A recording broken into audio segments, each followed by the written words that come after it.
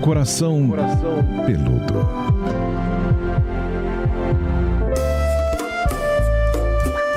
Olá! Bem-vindos ao Coração Peludo, mais um podcast do conteúdo Jovem Pan, onde a gente fala sobre relacionamento. Você que quer participar, pode me procurar no Instagram, @Paulinha Carvalho JP, ou a nossa fada sensata cristal sem defeitos, Pamela Magalhães, a Psi Pamela no Instagram, não é isso, Pamela? É isso mesmo. Oi pra todo mundo. Vamos tentar aqui em mais uma temática ajudá-los. Se vocês quiserem me encontrar, tanto no YouTube, Pamela Magalhães Psicóloga, quanto, acho que principalmente no Instagram, @PSI Pamela. Temos recebido muitas mensagens, estamos guardando aí os temas para alimentar esse podcast. Inclusive, tem outros temas aí. Acho que a gente já tá no 10º podcast hoje. Ó, tá ficando grande esse negócio. Pois é, tem um monte de anteriores. Se você tá conhecendo agora, então, por favor, faz aquela maratona, que tem muito assunto para pôr em dia, né, Pamela? Hoje é um dia especial, porque temos convidado pela primeira vez nesse podcast. Que máximo, então vamos até marcar, né, isso aqui, primeira vez. Inclusive, ele também é podcaster. Eu tô sabendo. Aqui do conteúdo Jovem Pan. Que delícia estar aqui. Muito legal o convite de vocês. Fico feliz de poder contribuir com temas que são tão importantes nessa maratona que é ser um casal, que é ser pai, que é ser mãe, ter filhos. Thiago Tamborini, psicólogo especializado em comportamento de crianças e adolescentes. Ele é autor do livro Como Educar no Século XXI, o guia antipânico para pais e mães. E é também o nosso podcaster do conteúdo Jovem Pan, do novíssimo Manual do Filho. Procura aí agora na plataforma. Segue o Manual do Filho com várias dicas para os pais desesperados como eu, não é, Thiago? Olha aí, você que achava que filho não vinha com manual, pronto, agora a gente tá construindo um juntos. Não, construindo mesmo. Vai ajudar bem, realmente, esse manual é uma loucura, viu? Hoje a gente trouxe o Thiago aqui porque a gente pensou em falar sobre um tema para vocês, casais ou casais divorciados, ou você que namora um boy que tem filho, sobre esse limite com os filhos. Que coisa difícil, gente. Eu fico imaginando que se dar limite para um filho já é complicado, imagine quando a gente coloca isso como uma questão que também envolve o casal, né? Poucas pessoas pensam nisso. Eu acho que limite não é só na questão da educação do filho, o limite inclui todos que ali estão envolvidos, né? Então, acho que é um tema importante. Impacta muito no relacionamento, né, Pamela? Até porque eu acho que já é difícil a gente entender o nosso próprio limite, encontrar os nossos contornos, né? Então, ainda a gente aplicar limites no filho que a gente ama e que tem muitos outros ganhos secundários e pensamentos e comorbidades associadas, aí o negócio não é fácil, não. E como dar limite sem entender o próprio, né? Ou seja, se a gente não olha pro próprio e com essa dificuldade que é realmente importante, vai ficar difícil dar limite pro filho, né? E você sabe que eu tenho uma realidade, às vezes, no consultório dos filhos perceberem isso. Se a minha mãe, o meu pai quer me colocar limite, mas eles não têm limite, mas eles não sei o quê. Então, o próprio filho... medo. E olha, às vezes jovenzinhos, tô falando de criança, às vezes, viu? Não, e Thiago, é interessante porque quando o casal também não tem acordos, né? Então, a gente tem, primeiro, pessoas sem limites e tem casais com limites ali bem diversos e que parece que não entram num denominador comum. Então, há uma desautorização muito grande. A mãe diz uma coisa, daqui a pouco o pai diz outra. Gente, quem nunca? Quem nunca? E tem uma variável, eu queria até puxar pro Thiago nesse sentido, não sei o que ele acha, mas eu falo que tem um conteúdo interessante que é a vaidade. Então, muitas vezes, eu quero ser amado por esse filho. E eu uso, na ausência do limite, um fator compensador. Como uma disputa invisível com o meu próprio parceiro, às vezes até para provocar o meu parceiro, ou muitas vezes para me sentir mais especial, né? Até no movimento reparador ali com esse filho. Eu queria, você que atende bastante criança, que nos contasse um pouco sobre isso, como que você sente. Sim, eu acho que é muito importante olhar para um lugar bem narcísico que cada vez mais os pais têm ocupado, né? Boa. Tanto nessa questão da relação quanto para as relações que envolvem os outros me observando, né? Amizades, escola. Então, muitos pais hoje estão com dificuldade de impor limite porque sabem o certo a se fazer, mas acreditam que isso vai gerar um atrito ou um julgamento. Então, será? Devo mesmo? É comum no consultório uma mãe ou um pai me relatar o desafio que eles estão vivendo e no final eu perguntar para eles, mas o que você gostaria de ter feito? E aí o que eles falam que gostariam de ter feito é exatamente o que eles tinham que ter feito. E aí eu falo, escuta, mas então por que não fez? Ah, mas será que eu não afasto ele de mim? Ah, mas será que... Então esse lugar narcísico de eu preciso ser legal, eu preciso ser aceito, eu preciso ser bem vista, é fundamental. Quando envolve o parceiro, seja o pai, né, ou mesmo às vezes numa relação onde não é exatamente o pai, mas é uma relação, um casal, aí é mais perigoso ainda. Porque como é intenso, muitas vezes está dentro da sua casa e essa criança ou esse adolescente percebe essa questão, ele vai fazer uso. Grande jogo, não é? Ele vai fazer uso, né? Então ele sabe onde ele vai ganhar essa parada, ele sabe que o lugar emocional vence. É muito interessante a barganha, né, Paulinha? Você tem filho, você sabe como é. É aquela coisa de, você não deixa? Então eu vou falar com a mamãe. Não, às vezes é pior, assim, já sabe que eu não vou deixar, já pede pro pai, já meio que, bom, mas aí você já vê isso com a mamãe. Tipo, já usa o próprio pai pra conseguir vir pra mim falar que, tipo, aquilo foi decidido sabendo que eu não ia querer, entendeu? Mas você quer uma dica bacana? Tente estabelecer, nem sempre vai dar, o que cada um decide. Então assim, olha, quando for uma situação de balada, festa, quem decide é você. Legal. Né? Então, se você confia no seu parceiro, no pai, na mãe, fica mais fácil fazer isso. E quando for questões de horário de dormir, de jogar videogame, aí quem é com você. Ou seja, você conseguindo colocar o que cada um decide, quando vem falar com você... Uma autoridade democrática. Você fala assim, peraí, esse tipo de coisa quem decide aqui é seu pai, conversa com ele. Esse tipo de coisa quem fala é sua mãe. Não tem problema. Às vezes os pais têm um medo de ter divergências de ideias, não precisa. E é interessante porque dessa forma que você está sugerindo, você também dá uma fortalecida no vínculo, né? Porque a partir do momento que eu estou validando que você cuida dessa parte e eu cuido da outra, eu acho que é uma maneira até de eu mostrar pro meu filho, porque assim, muito mais do que a gente fala, o filho absorve o que ele vê, né? Então, quando ele vê essa harmonia e essa organização, por isso que a organização na relação é muito importante. Mas tem que ter rotina? Você sabe bem, né, Thiago? Tem que ter rotina, Gente, é muito importante porque a criança, ela vai absorvendo essa segurança, né? E quando ela não sente, mesmo que ela fique assim, fazendo esses joguetes e quem olha de fora fala assim, deita e rola com os pais, ele tá sofrendo muito. Porque o limite é muito importante para que ele consiga, inclusive, desenvolver esse fortalecimento interno. Eu queria puxar um braço desse mesmo tema para os casais que são separados.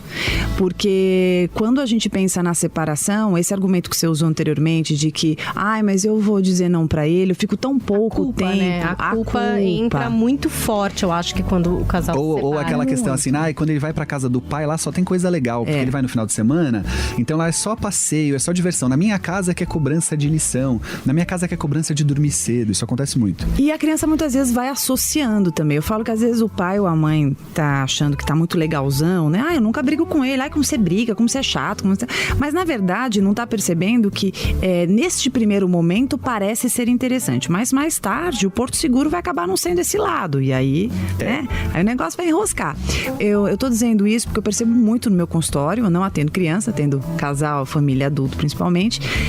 E eu percebo, como a gente está hoje na contemporaneidade, com um número de pessoas, de casais separados bem considerável, eu percebo esse sofrimento e uma discussão árdua ali, forte, no sentido assim, eu não vou dar limite, porque... E tem outra coisa, que é mais ou menos assim, não, mas eu vou brigar com meu filho, eu quero ficar bem com meu filho. Eu tenho pouco tempo com meu filho e eu não quero me estressar, eu não tenho saco pra me estressar.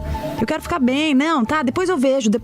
E esse depois eu vejo, fica uma conta alta pra pagar, né? Perfeito. Eu costumo ajudar esse lugar que às vezes angustia o pai ou a mãe, né? Geralmente é mais comum a mãe fica angustiada porque a guarda numa separação é mais comum ser da mãe. maior parte. Então o filho passa a estar com o pai nos momentos mais teoricamente bacaninha. Então o que eu costumo dizer para essas mães, mas pode ser o inverso também, né?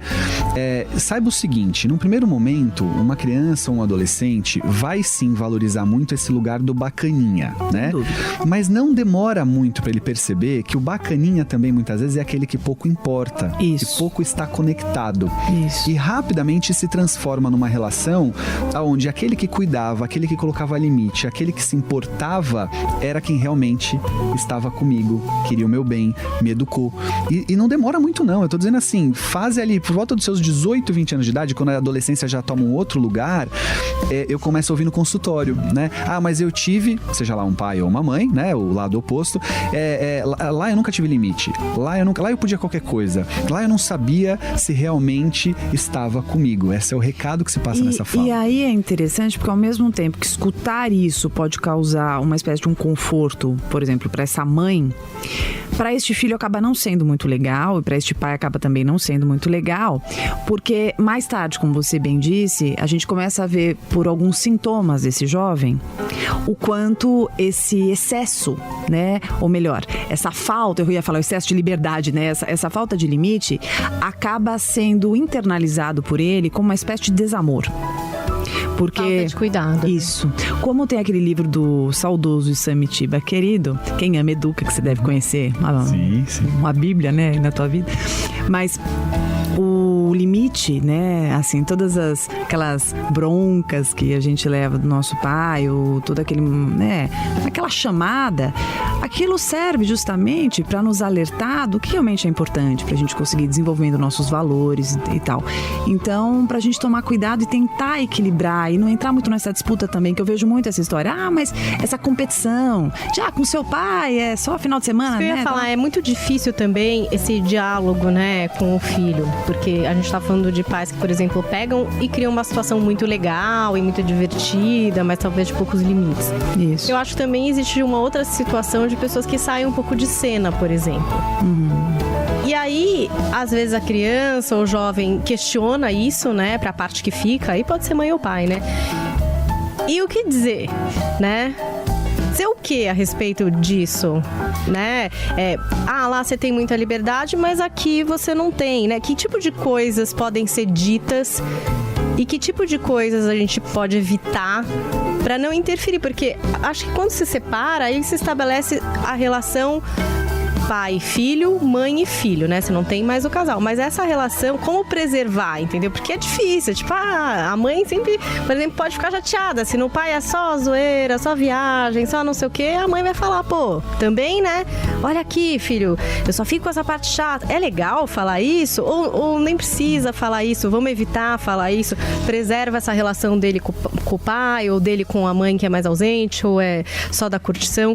Como agir nessa hora? Sabe que você deu um gancho muito legal, Paulinha, porque essa questão do preservar, né? Porque a gente pode ampliar essa sua pergunta para situações onde uma relação, por exemplo, de uma separação litigiosa, né, coloca no pai ou na mãe essa condição de querer denegrir a imagem do outro, né? E eu costumo dizer para os pais sempre a seguinte questão: olha, você tem um ex-marido, mas ele não tem um ex-pai. Exatamente. Então, quando você estiver falando do seu ex-marido pro seu filho, você não tá falando do seu ex-marido, você tá falando do pai dele. Quando você estiver falando da sua ex-mulher pro seu filho, você não tá falando da sua ex-mulher, você tá falando da mãe dele. Isso. Então, muito cuidado nessa hora.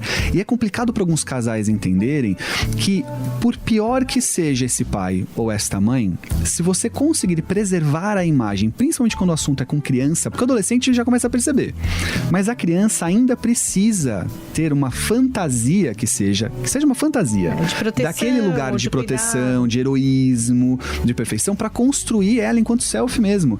E aí, se eu detono esse lugar, eu crio dois problemas. O primeiro, a tendência a defender. Então, se você ataca o meu pai, eu vou defender. Cuidado, é a tendência, né? Para ele estar atacando quem eu amo, quem eu quero bem, eu vou defender. Por pior que este pai seja, por pior que a mãe seja. A segunda questão... O que vai deixar essa pessoa que falou mal mais louca ainda, exato, né? E a tendência é piorar, né? Você deve ver isso no consultório, né, Pamela? Mas aí, o que acontece? A segunda questão disso é, uma vez que essa criança possa concordar, vamos imaginar que aí ela chegou no momento que que ela falou assim, tá, minha mãe deve estar certa, ou meu pai deve estar certo, né? Então quer dizer que aquele que eu mais tinha nessa posição, aquele que eu mais via nesse lugar, então o que eu tenho que acreditar no mundo? Aonde tem algum lugar no mundo que eu possa me sentir seguro? Então, quando o assunto é com criança, muito cuidado nessa hora. Você foi falando, a gente tinha falado, já tinha me despertado vários pontos aqui para trazer, mas eu vou até trazer um trechinho de um caso que eu tive no consultório, que eu acho que pode ser legal para ilustrar e até para você ajudar. Sobre essa delicadeza de você preservar algumas idealizações e alguns lugares que algumas crianças e alguns adolescentes coloquem esses pais. É claro que não é legal, mas a gente tem uma realidade de muitos casais que se separam e que a convivência fica completamente impossível. Não gostaria que fosse assim, mas a gente tem que trabalhar com o que é real. E muitas vezes essa criança, ela fica muito solitária neste amor, que é um amor que não pode ser compartilhado com essa mãe ou com esse pai, porque ambos não se falam. Então, é natural que se faça uma aliança de maior lealdade e de maior confiabilidade com aquele genitor que está direto, que está mais tempo, e a criança faz isso por sobrevivência, né? Amor, tá ok, mas principalmente por sobrevivência, poxa. Então, muitas vezes esse amor que se tinha por esse outro genitor, ele acaba sendo reprimido, ele acaba sendo proibido. Do tipo, não vou falar muito o que aconteceu no final de semana com meu pai, que foi legal, porque, putz, minha mãe vai ficar chateada. Porque minha mãe não gosta. Ou ao contrário. Isso, porque meu pai faz careta, porque tal. E aí envolve também essa outra variável que vocês comentaram sobre falar mal do pai ou da mãe perto da criança, que assim, isso é de uma violência, na minha opinião, absurda. Porque por mais que não tenha sido um bom parceiro, um bom marido, um bom homem, ou uma boa esposa, uma boa mulher, isso não quer dizer que não tenha o seu direito da sua paternidade ali, da sua maternidade, e que essa criança não possa amar este pai ou amar esta mãe, independente de todas as coisas que possam existir ali. Porque o que a gente vê muito, a mãe não aguentando aquela criança amar este pai que aprontou, que fez aquilo e tal, ou o pai não aguentar essa criança amando essa mãe porque essa mãe fez isso, fez aquilo, e aí começa um ataque. E esse ataque, ele machuca demais essa criança, né, em todas as suas fases de desenvolvimento, não só física, né, porque a criança pode começar a somatizar, quanto emocional. Que essa criança, ela pode desenvolver aí núcleos importantíssimos. A Paulinha falava da questão do abandono também, né? Essa questão do... Então, às vezes a mãe fala mal porque abandonou, né? E aí você tem uma duplicidade de problemas. Ou a própria criança faz perguntas, ou adolescente, tipo... Não sei. E aí, mas cadê o papai? Sabe aquelas coisas? E aí, o que você vai... Por exemplo, num caso de real ausência, a pessoa optou por se ausentar ou por... Sabe? Acontece. Aí, o que você responde? No sentido de... Pô, quero preservar esse pai, mas veja bem como. Neste caso, acho que você não quer nem preservar o pai, você quer preservar a criança. Quer dizer, olha, infelizmente seu pai... Olha, eu não sei o que dizer pra você agora, entendeu? O que dizer, sabe? Tem uma dica bacana, Paulinha, que é o seguinte. Na maioria esmagadora das vezes, uma criança que foi abandonada ou que teve esse lugar de menos proximidade, vamos colocar dessa forma, ela vai numa vida adulta, ali, primeira fase, né, aos seus 20 e poucos anos de idade, começar a demonstrar uma situação que é a do quem achava que tinha algum problema. Então, pensa comigo, ó. Eu posso achar que o meu pai que foi embora e que me abandonou é um carrasco, é um idiota, é um cara que, putz, como é que ele foi capaz de fazer isso com uma criança? Mas aí eu vou ter que ver meu pai desse jeito. E não é fácil ver o pai desse jeito. Pai é herói, pai é força, pai é proteção. Mas então eu também posso achar que eu tinha algum problema. Ele foi embora porque eu não fiz algo de certo, porque eu deixei de fazer alguma coisa, ou porque eu fiz algo de errado. E é quase um padrão 90-10, ou seja, 90% dessas crianças crescem e num primeiro momento da vida delas, que elas têm mais consciência sobre si, elas começam a se questionar o quanto elas têm enquanto autoestima, olhar de si e tal, algo bacana. É muito louco, elas não percebem que tem essa correlação com o pai que abandonou ou com a mãe, né? Boa. Começa a entrar aquela história de eu não sou o suficiente, né? E como os nossos pais, independentes, são bons, mais ou menos, tal, eles são os nossos primeiros amores. A gente falou disso aqui, Falamos. né? Na história da influência da família nos relacionamentos. Mas eu acho que isso é um dos principais motivos que o Thiago está aqui, é porque a gente está falando, claro, das crianças, dos adolescentes, mas é o começo de tudo. Então, a internalização dos nossos primeiros amores vai aparecer, né? Acho que assim, a consequência disso, positivo ou não, vai aparecer justamente quando você fala nessa idade em que a sexualidade começa a despontar e eu começo a desenvolver os meus interesses, as minhas paixões, que é a história do dar e receber o amor. Então, a internalização do apego, se eu tive esse afeto realmente bom o suficiente, ou se eu fui negligenciado, ali vai aparecer. Eu queria pegar um ponto que você comentasse, queria muito ouvir a tua opinião numa temática que é muito falada, que a gente precisava de mais um podcast só para falar disso, mas acho que não dá para falar do que a gente está falando sem usar esse nome, que é a alienação parental, que muitas vezes vem em consequência do que nós estamos falando, de conflitos relacionais em que uma das partes faça uma campanha em que distorça a percepção deste filho em relação a este genitor. Então, usa-se a criança como um instrumento para atacar a outra parte, o que acaba lesando em absurdo essa criança, uma vez que ela acaba se sentindo extinta, né? Eu sinto como uma amputação, né? Do direito de viver este amor. E pela implantação de falsas memórias e da aliança com o genitor ali mais frequente e tal, que detém a guarda, essa criança vai anulando, ela vai apagando e ela fica muitas vezes com um espaço oco e que ela acredita que ela não tenha vínculo, que aquele pai mesmo que exista, ou melhor, ele está morto para ela. Eu queria muito ouvir sua opinião sobre isso. Eu acho que é bem isso mesmo. Primeiro que é crime, né? Isso é algo previsto em lei, ou seja, a alienação parental é algo realmente tão perigoso e tão danoso que leva a esse lugar, é uma violência. Ele costuma piorar muito as coisas, né? Então os pais que fazem isso achando que vão proteger ou que vão ajudar o filho estão piorando muito as coisas e na grande maioria das vezes não tem por trás uma boa intenção com o filho também não, né? Quando chega nesse lugar de alienação, geralmente o pai também não está mais muito preocupado com o filho, ou a mãe, né? Não está mais muito preocupado com o filho, não. O que é triste. Você sabe que eu costumo, quando recebo no consultório meninas nessa fase, você estava falando dessa questão da sexualidade, né? Quando chega no consultório uma menina ou um menino, a menina é mais fácil de perceber até, que tem algum tipo de conduta numa relação com os meninos, onde ela se permite ali ser violentada de alguma forma, né? E ela não percebe, ou ela não saca que ela tá numa relação abusiva, né? Se você investiga um histórico de relações familiares, a grande maioria das vezes você encontra uma relação com o pai de abandono ou complicada. É claro que não é uma relação de causa e efeito, pelo amor de Deus, eu tô generalizando e vou errar, obviamente.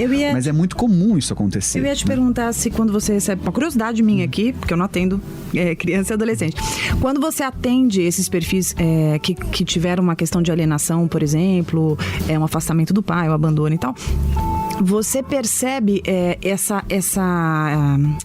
esse comportamento polarizado, por exemplo, ou evitativo da entrega, do afeto e tal, ou até submisso demais? É uma dúvida, porque eu imaginaria que poderia polarizar. É assim, olha, se essa jovem ou esse jovem vai no caminho então eu tenho algum problema, devo ter alguma coisa de errado, a tendência é que numa relação, nas primeiras, né, a partir do momento que começa a ter relações afetivas, né, dentro desse lugar da sexualidade, a tendência é que ela tente multiplicar aquilo que ela acredita que vai afastar. Então olha que interessante. Então vamos lá. Interessante. Ela não quer provar, quer dizer, ela não tem uma teoria de que o pai abandonou ela porque ela tem um problema. Então ela vai tentar provar.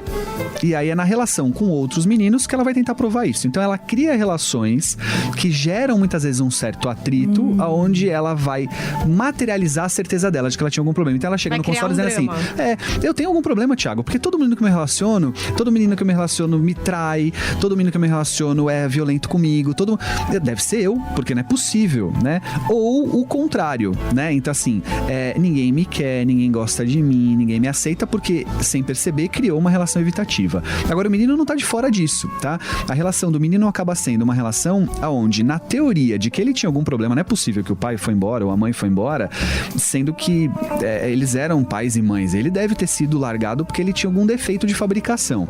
Então ele vai numa relação com a parceira ou com o parceiro, estabelecer um lugar de machucar ou de afastar de alguma forma ou de fazer uso, para que essa relação, uma vez não dando certo, ele materialize a certeza que ele tinha. Ou seja, concretizar se anular, fantasias. Né? Ou mesmo se anular. Ou o contrário. Pelo temor do abandono, formas, né? Por isso que eu imaginei do polarizar. Mas ele se anula e ele não tem consciência de que o abandono é por conta disso. Claro. Entende?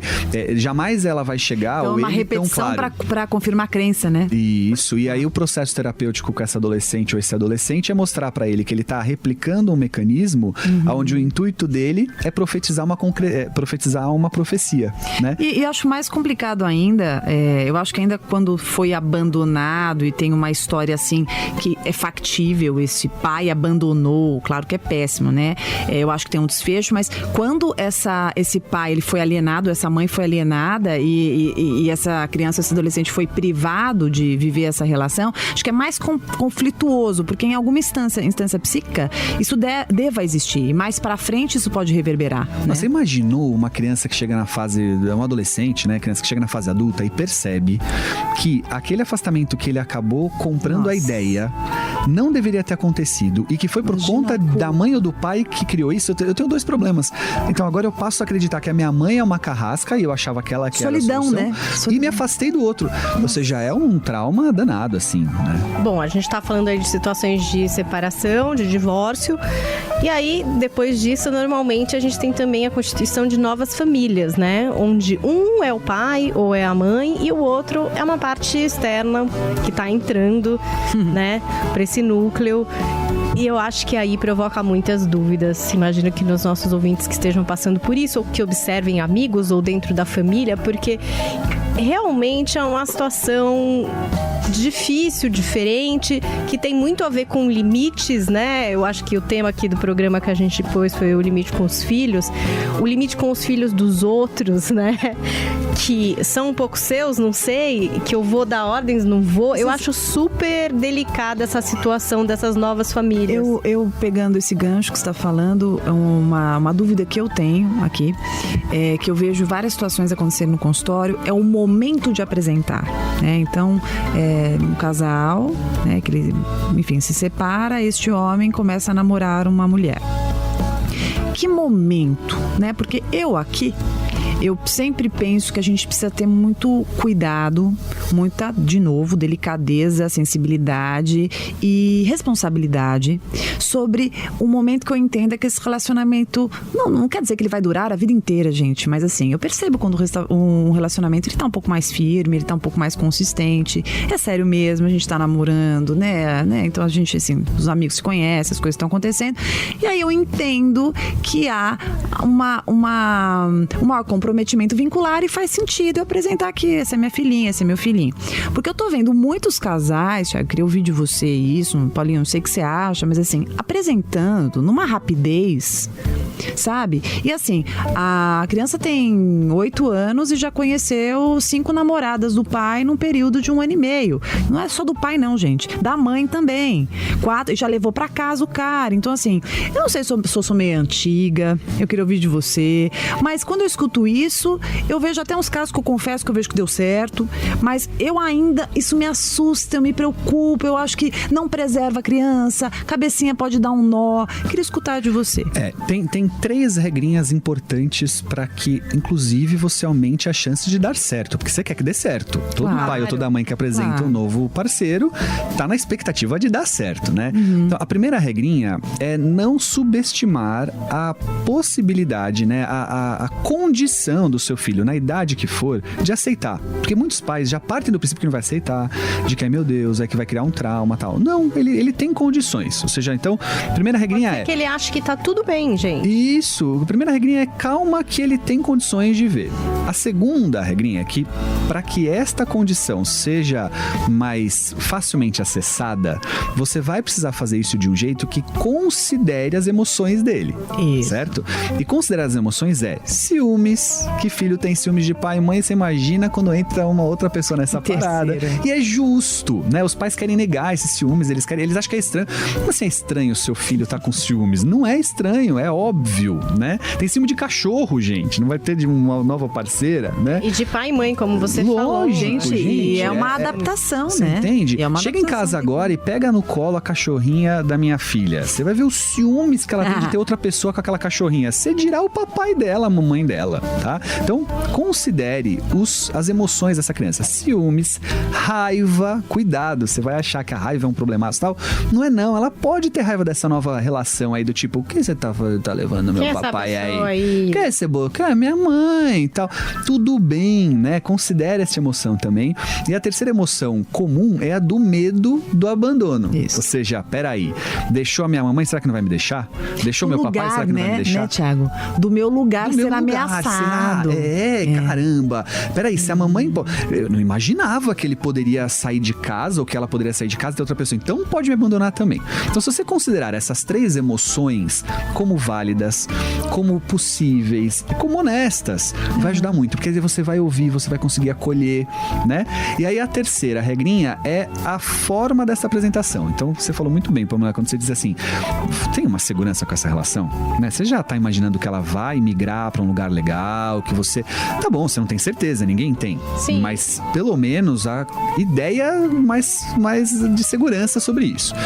Feito isso, a gradatividade da coisa, né? Então, isso, aquele clássico poxa, vamos primeiro num passeio, vamos primeiro apresentar... Mas você acha que precisa vocalizar isso antes? Tipo, filho, queria te dizer que eu tô conhecendo uma pessoa, essa pessoa chama Marcelo e, enfim, é uma pessoa que eu tô conhecendo, aos poucos eu quero que você conheça também. Isso é importante? Ou nem tanto, talvez esse... Explica um pouco, eu tenho muita dúvida em relação a isso, assim, essa vocalização do que está acontecendo na vida adulta. Eu acho que tem uma questão da idade que é bem importante, né, Thiago? Claro que você vai falar disso muito melhor do que eu, mas o pouco que eu sei dessa claro que área... uma criança de 3 anos, você não vai falar isso, né? Não vai fazer o menor sentido. Mas para uma criança de 3 anos também, se você estiver namorando sério, chega uma hora que a outra parte que tá namorando com você quer conhecer teu filho. Total. Né? Então, assim, não vai dar para você falar pra essa criança, mas você pode fazer coisas, assim, eu vou te falar o que eu falo no consultório, Thiago, que você fala se eu tô no caminho. Eu costumo dizer o seguinte, assim, faz de um jeito leve. Então, de repente, você tá passeando você faz um passeio num parque com a criança e chega uma pessoa e você começa a conversar para essa criança entendendo, inserindo, até porque a forma desta criança pensar e se desenvolver e elaborar é coerente, condizente à idade dela. Sim. E agora, quando é uma criança um pouco mais velha, eu sou partidária que você pode preparar o terreno, sim, né? Em quantos você pode ir contando. Que essa conversa seria considerável ou essa conversa não é lá eu muito iria mais boa? Pela maturidade, da leitura da maturidade, isso, né? Lógico que o óbvio de 3 anos de idade não tem ainda.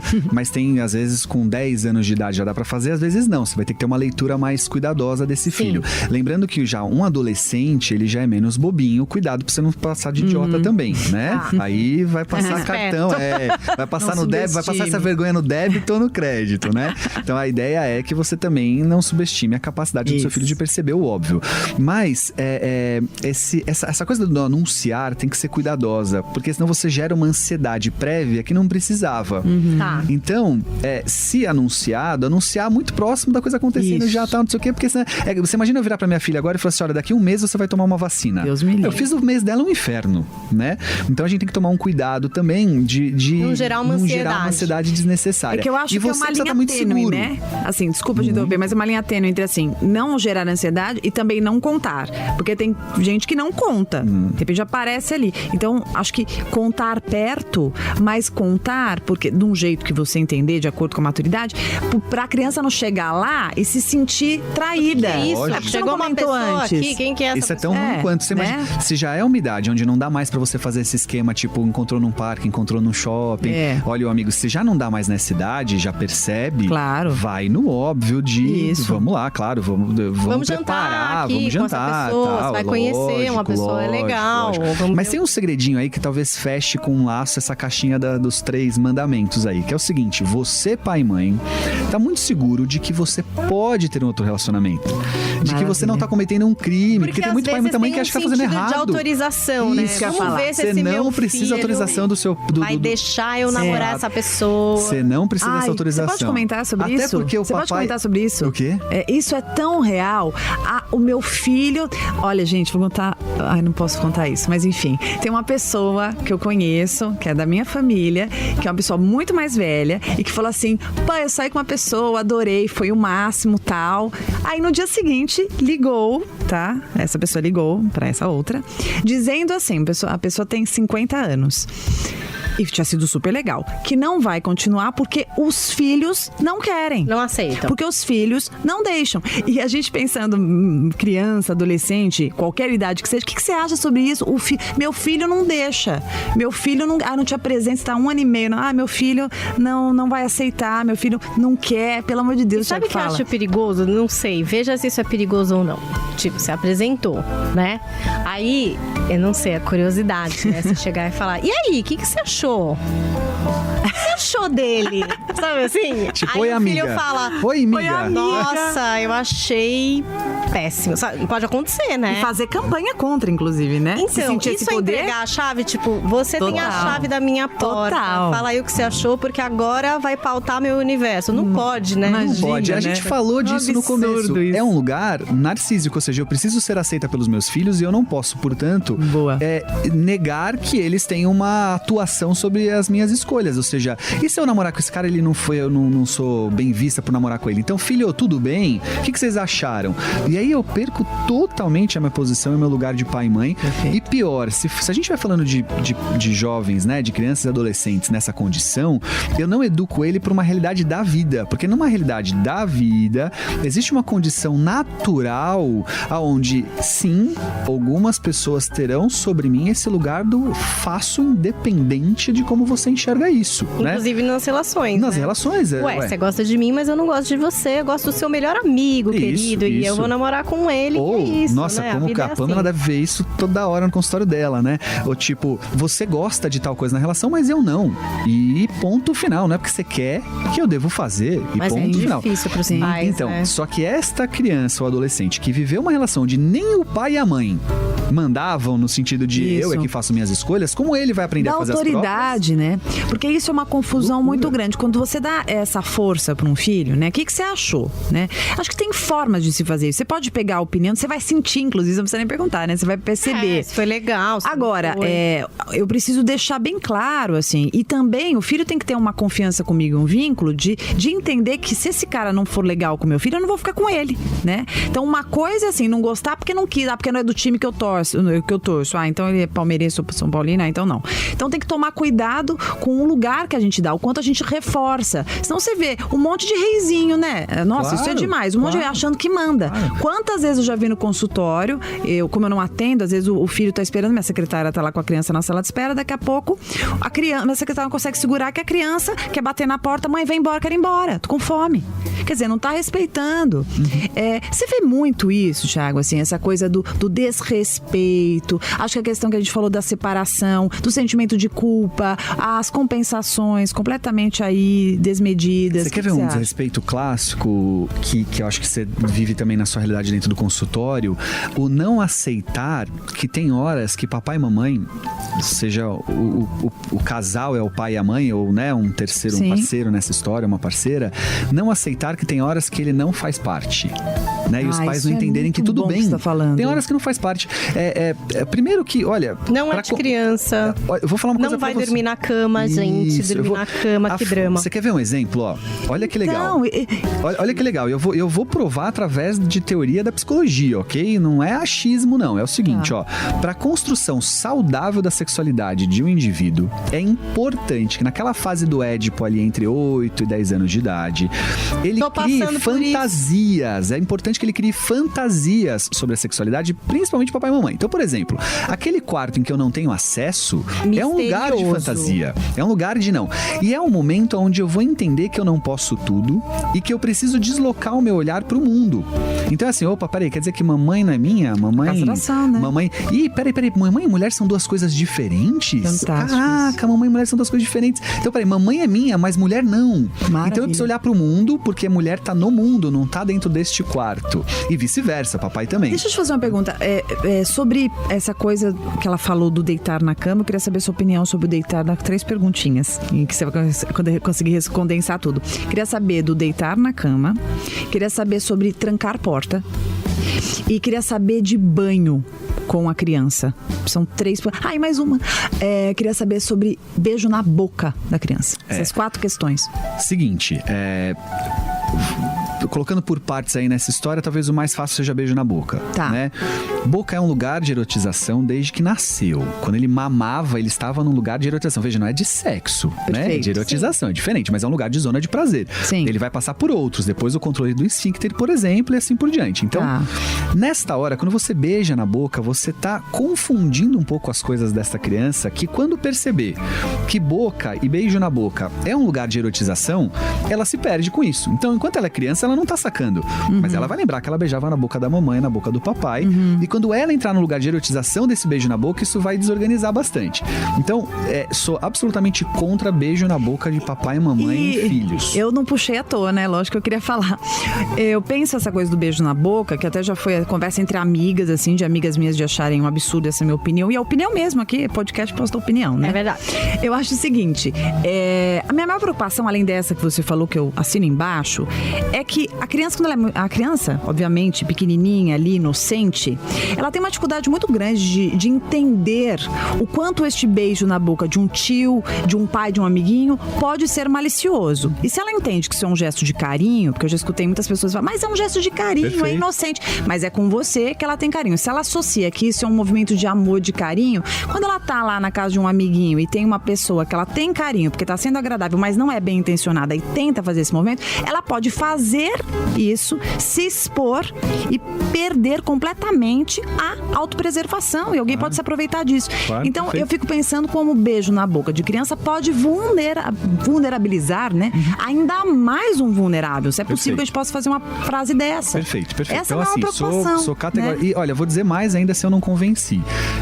Existe um momento na fase do desenvolvimento infantil que entra esse lugar da erotização, em que é comum mães perceberem que o filho erotiza com ela, né? Que é a hora que a sua pergunta do banho, vou linkar com o banho, né? Boa. Então, há um momento do desenvolvimento da criança que tudo bem, ou seja, né, é criança, Vamos tá ali. falar de idades, mais ou menos. Beleza, Eu sei que idades, tem a eu diria assim, ó, até, individual. em média, até 5, 6 anos de idade, você não vai ter muito problema. A partir dos 6, 7 anos de idade, você tá começando a apontar para um lugar mais cuidadoso. Thiago, e a adolescência nem se fala, mas né?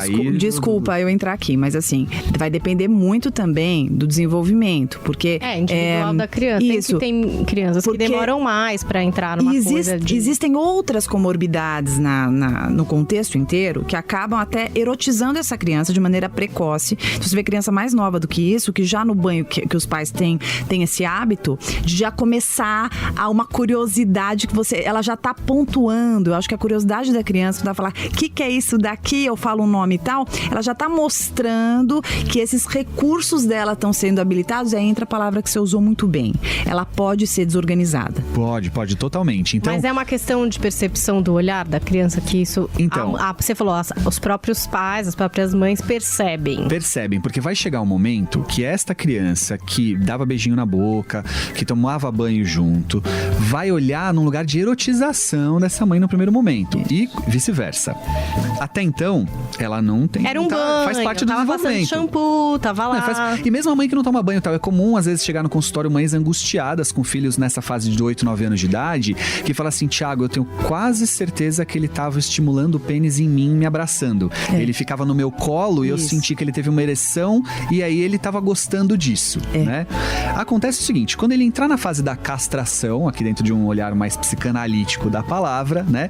Que é o lugar onde ele fala assim, opa, mamãe e mulher são coisas diferentes, não posso, né? Eu sou castrado nessa condição de, eu não posso até, eu tenho um limite. Acessar minha né? mãe. Acessar minha mãe. Dessa forma. É muito comum que é aquela fase que a mãe vai perceber do filho com nojo da mãe, que não quer abraço, não quer que encoste, tem vergonha, né? Sim. É bonita, é uma fase muito legal. Vamos lá. Se a mãe fez a lição de casa e soube colocar esse limite do corpo dela, ela soube o momento certo de parar com essa coisa de escuta, peraí, livre acesso aqui a todo mundo pelado.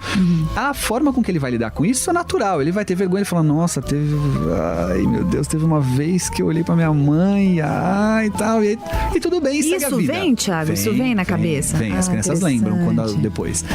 Agora, se ela entrou nesse lugar de erotização, a mãe não percebeu ou achou que tudo bem e fez uso disso, ou seja, assim, era frequente, ela curtia isso, tal. Então isso que eu queria saber, a mãe ou o pai pode fazer isso, pode alimentar isso. Pode, o beijo na boca, por exemplo. Né? O beijo na boca eu tô também. dando beijinho na boca, eu tô deixando ficar no colo, ou por que não, ou tudo bem, o próprio banho, esse lugar. Aí a gente já entrou no outro lugar, que é dos perigos que envolve qual é a intenção desse pai e dessa mãe com isso. Nossa. Né? Porque daí a gente tá falando de algo muito grave. Sério. Tá? Muito sério. Mas que muitas vezes é até velado, né, Thiago? Muito velado, né? muito isso velado. Acontece. E que daí não protege para outras relações, né, Pamela? Porque daí, assim, o colo do titio, do vovô, do professor da escola, até onde eu posso ir, tá?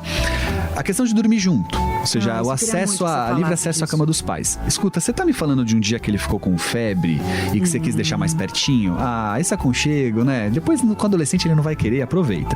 Você tá dizendo de um dia que foi um evento, né? Vocês foram pra uma viagem, vamos todo mundo junto. Todo mundo vê um filme junto. Tá lindo. Em casa também. a gente chama Vambora. de cafofo esse momento. Gostoso, né? É um momentinho que acontece no domingo. Acordou o mais dia do cedo, cafofo. tá um frio danado. Fica todo mundo junto, é vamos lá. diferente. Agora, quando você dá livre acesso, primeiro você perdeu uma chance de colocar um limite importante da a cama é vida, nossa, né? Tem lugar que você não pode, né? Claro. Olha que legal o filho aprender rapidamente que ele não pode ir todos os lugares, porque ele não vai poder ir todos os lugares na vida. Papai e mamãe, quando ele crescer e for pro mundo, ele não pode ir todos os lugares, Sim, né? perfeito. Eu nunca vou esquecer um exemplo de um paciente que começou a estagiar e o diretor da empresa que ele estava estagiando era amigo do pai dele e conhecia ele desde criança.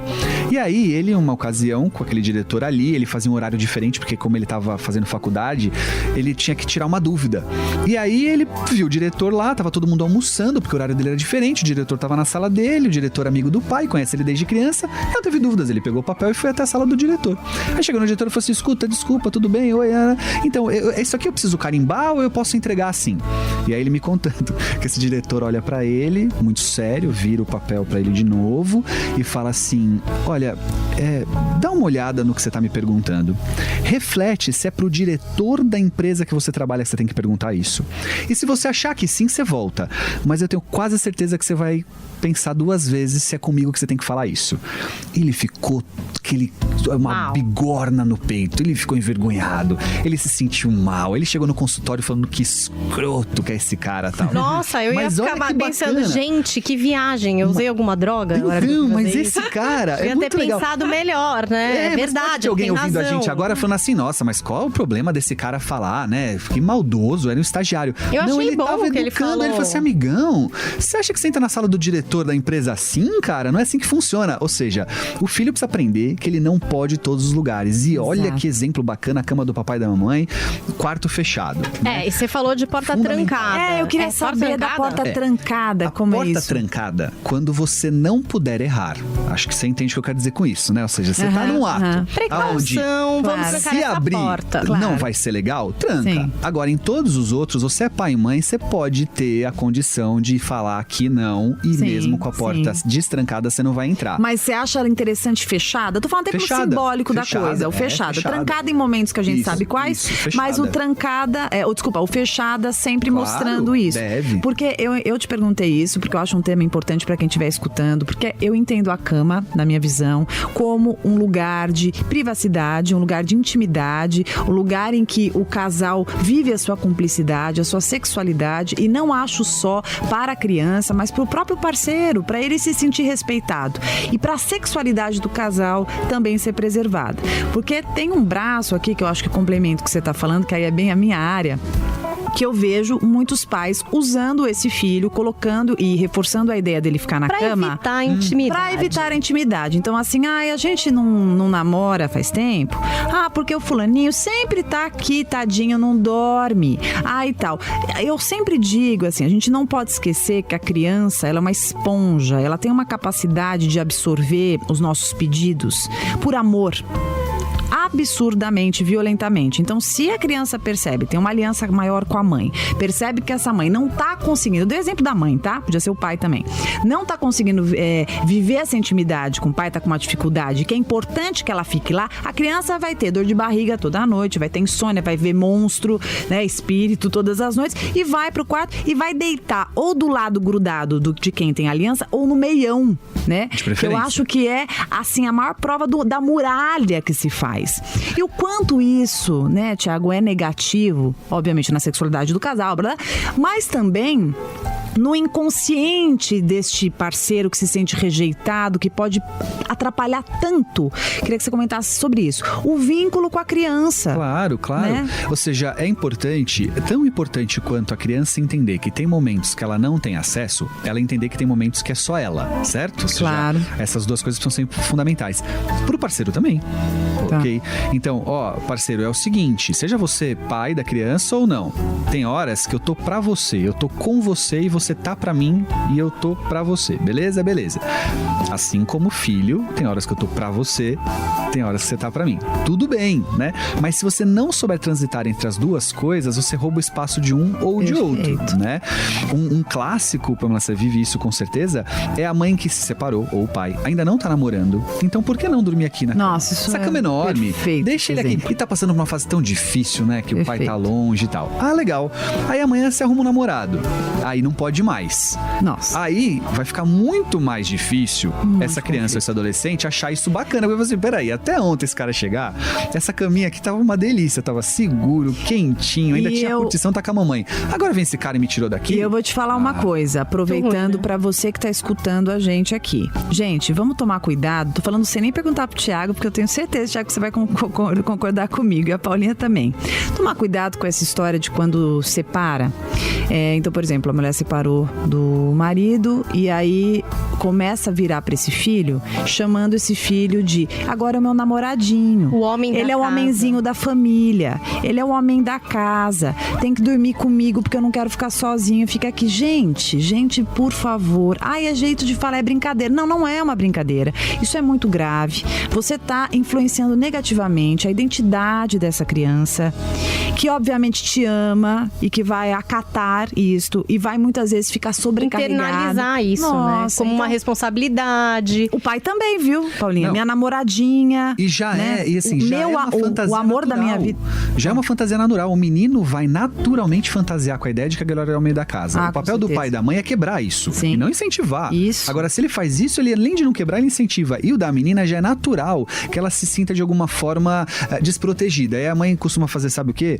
Filha, agora somos só eu e você, a gente tem que tomar mais cuidado. Agora somos só eu e você. Agora, putz, essa menina já tá num lugar ali de sensação de, meu Deus, como é que vai ser agora sem esse pai aqui? Isso. Ou o lugar do pai que fala assim, olha, agora só você e sua mãe. Ela precisa muito de você. Então, escuta, mas como é que é isso, né? Ou seja, aliás, numa época em que a gente tá tão atento e de forma tão importante esse lugar do empoderamento feminino, né? Você não vai ajudar em nada a dizer, olha, agora nós estamos mais frágeis porque o homem foi embora. Pelo contrário, filho, é o seguinte, bora lá, né? A gente tem uma condição de se garantir aqui. Eu tenho pais separados e a minha mãe falava essa história, eu achava bem legal até.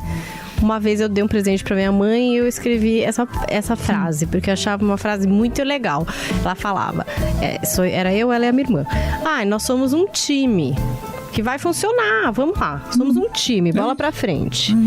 E eu achava legal, porque esse sentido de time é muito legal. Não quer dizer que ninguém tenha mais responsabilidade, ou agora, meu Deus, o que a gente vai fazer? Isso não exclui, assim, vamos aquela lá, coisa, vamos olha... fazer acontecer, vai dar tudo certo, tá tudo bem, eu tô aqui, entendeu? Seu pai tá lá também, legal, times, vai dar tudo certo. E sabe, Paulinha, às vezes tem uma condição que é por conta da separação, muda as questões financeiras. Então, antes tinha uma empregada todo dia, agora não vai mais poder ter, por exemplo. Tudo bem se chegar pro seu filho e falar assim, cara, é o seguinte, colaboração aqui vai ter que mudar, né? Lavando então, louça, agora a gente não tem mais empregada todo dia. Tudo bem, lógico, não é isso que a gente tá falando. O problema é você falar assim, agora você é o homem da casa, ou agora somos só nós meninas e a gente precisa tomar mais cuidados porque nós estamos mais desprotegidas. Aí é que você entrou num lugar perigoso de validação de uma fantasia que não precisa disso. Pelo contrário, precisa do contrário disso. Gente, tem muito assunto, eu acho, Nossa, que a gente ficaria aqui horas. Outro, com certeza. Eu só acho que seria legal uma última questão, que eu acho que é uma dúvida muito recorrente também para pais separados, quando entra uma pessoa, que é para essa pessoa que vem de fora da família. Então não é a mãe que vai apresentar para o filho, é você que está entrando numa família que já existia, como essa terceira parte, não sei, essa parte de fora. Queria que a gente só pincelasse um conselho para entrar bem nessa história, se é que existe entrar bem nessa história. E eu acho que a gente teria que fazer um outro programa, porque essas pessoas têm muita dúvida de como agir dentro daquele núcleo. Eu vou abrir como experiência pessoal, né? E como terapeuta. Eu acho que eu tenho experiência pessoal em todos os lados. Eu tenho pais separados que se relacionaram com outras pessoas e sou casada com uma pessoa separada, com filhos, e já me relacionei com outras pessoas separadas com filho. Então, e sou terapeuta, né? Então, a minha visão você tá é na seguinte, vantagem. Então, vamos lá. Não, eu vou contar a minha sensação, o que eu entendo, e aí o Thiago fala o que ele pensa. Eu acho o seguinte, quando você entra numa família, né? Então, ali você chega com, no meu caso, um parceiro que tem filhos, a gente tem que tomar muito cuidado para entender o nosso lugar. A gente falou tanto de limite, tanto de lugar. Qual é a minha identidade naquele espaço? Eu não posso querer ser a substituição de nenhuma mãe. Eu não posso competir com nenhuma mãe e eu não posso competir com estas crianças. Em nenhum momento. Eu preciso entender que eu estou lá naquele momento como namorada, como noiva, como esposa daquele homem. Então, quando eu entendo esse lugar, eu consigo transitar de uma forma mais confortável, sem invadir, respeitando que a competição ali não existe. Essa história de querer mensurar amor, de querer ficar inseguro e competindo e brigando e fazendo joguinhos ali, torturinhas para se autoafirmar pela insegurança e sentir o outro como um problema ou tentar excluir alguém. Essa forma, eu acho que se você entrar nessa competição, a chance de você perder é muito grande, porque não é assim que vai funcionar. A gente tem que entender, né, todas as variáveis. Eu falo que se você está entrando nessa estrutura, você tem que considerar e ter muita empatia. Eu acho que é essa capacidade de se colocar no lugar do outro e perceber todas as emoções. Você falou sobre a raiva, sobre as dificuldades, sobre a adaptação, sobre a sensação de ameaça. Então, isso não importa a idade que exista, né? E todos os sentimentos de pertencimento e aceitação que são envolvidos. Não é fácil, eu não acho fácil esse lugar. Ele é muito delicado, mas eu acho que com generosidade, com paciência, com empatia e sensibilidade, você vai longe. Eu acho que você pode ter ali grandes amigos, né? Você vai poder desenvolver uma amizade ali e, com sorte, vínculos assim, de um nível maravilhoso. Então, assim, você não vai ser pai, você não vai ser mãe daquelas crianças, mas você pode desenvolver um amor e uma confiança, assim, que vai ficar para todo sempre. Podem ser pessoas muito significativas para você e vice-versa. Sem dúvida. E aí eu vou inverter agora, sou eu que vou nesse lugar que é da sua experiência, mas acho que também não erro, não. Existe aí um detalhe importante nessa hora, hora, que é, às vezes, a fantasia daquele terceiro que entra, de que ele é capaz de transformar, às vezes, coisas que ele não pode. Então, vamos lá. Todo mundo é capaz de ter mudanças no seu comportamento e ter, né, mudanças na forma de enxergar o mundo, até mesmo nos seus valores. Mas há um limite para isso. Você não consegue transformar aquele indivíduo numa outra pessoa, né? Apesar de muitas vezes ser um desejo de casais, né, onde a mulher ou o marido ou o homem quer transformar o outro naquilo que ele não pode ser. A mesma coisa é a relação com os filhos. Então, o que acontece? Quando você conhece alguém que tem filhos, observe qual é a relação que ele tem com esses filhos e entenda que há um limite para que essas relações mudem se você não concorda com alguma coisa. Porque faz parte do seu lugar de escolha, se você aceita estar com este homem ou com esta mulher, que tenha esse tipo de relação com os filhos. Isso.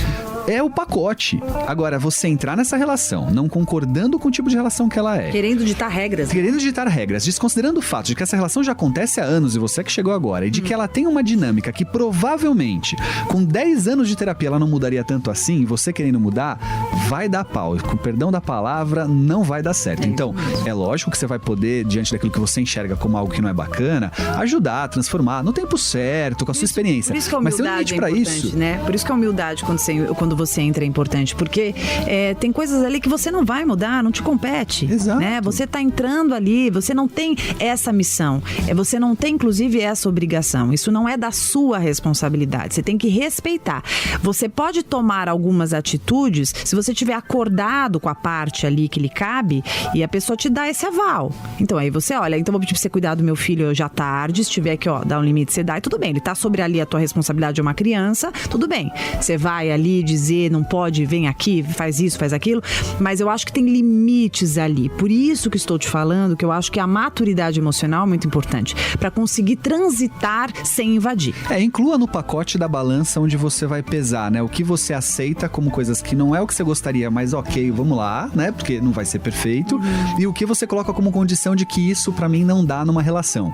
E se esta relação com os filhos faz parte desse lugar do pra mim não dá, muito cuidado, você já vai começar errado e você vai criar para essas crianças uma condição de estresse. Você vai acabar terminando no mesmo lugar que você já poderia ter evitado lá atrás, que é o tipo, pra mim não dá, na ideia de que você é super poderoso ou super poderosa a ponto de transformar alguém em aquilo que ele não é. Muito cuidado nessa hora. Perfeito. Olha, teria mais 7 horas de papo. Eu acho que a gente vai ter que marcar mais um crossover aqui de podcasts. Eba. Thiago Tamborini do Manual do Filho e Pamela Magalhães do Coração Peludo, porque, gente, realmente esse mundo do relacionamento, ele entra aí com essas lembranças da afetividade de quando a gente é mais novo e também depois com os filhos, quando as pessoas resolvem constituir família, esses novos formatos de família, né? Eu tenho várias dúvidas a respeito também, por exemplo, das pessoas que optam por adotar, né? Como isso casais pode bater. Também é isso que eu ia falar, as novas configurações familiares. Pais que resolvem, mães que resolvem ter filhos, vão no banco de esperma, e aí, o que é que fala para essa criança? Acordos, o que é que não fala? Como que é? Acho que tem muitas dúvidas e que pode rolar mais crossover. Foi muito legal, show, né, Pamela? adorei. Muito, quero agradecer, Thiago, foi assim muito agregador. Você assim ajudou muita gente. Eu acho que a principal função quando eu e a Paulinha pensamos em fazer esse podcast é que a gente possa informar, que a gente possa trazer alguns assuntos que são difíceis, outros que são mais polêmicos ou são mais questionáveis, para que as pessoas consigam iluminar as suas vidas. Então hoje eu me senti iluminada com as suas palavras, te agradeço demais, foi muito bom ter você aqui. Paulinha, que bom a tua iniciativa de trazê-lo, e você também, foi maravilhoso estar com vocês aqui, para todo mundo que escutou, foi uma delícia. Gente, esse delícia, muito bom, muito Thiago, bom. conta onde as pessoas te encontram nas redes. Bom, aqui na plataforma de podcast é só você procurar Manual do Filho. Se você tá no site da Jovem Pan, tem também aqui os episódios do Manual do Filho, mas e nas redes sociais? Olha, @Thiago Tamborini, o Thiago é sem H e o Tamborini é com I no final, pro Instagram, e Thiago Tamborini, Facebook e YouTube.